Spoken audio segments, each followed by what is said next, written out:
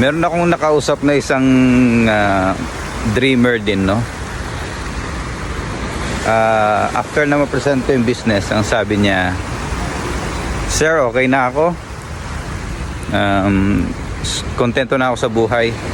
So, well, for me, bilang isang mentor, of course, okay na yon. Kasi pagiging kontento, okay naman yan. Wala namang masama doon. Ito lang yung gusto kong naiwan din sa'yo. Sabi ko sa kanya, yes, kontento ka na, okay ka na, congrats, no, dahil kontento ka.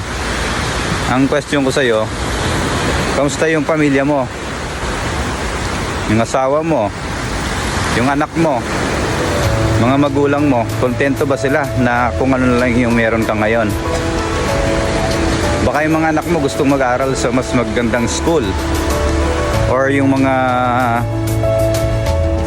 magulang mo kahit paano gusto pa rin naman ng nakakapamasyal sila. So kung mas meron ka, syempre mas may papasyal mo sila. So that is for me, contentment is good, pero kailangan pa nating mag-work para sa mga iba pa nating mga dreams or mga mas kaya nating maibigay pa sa ating pamilya.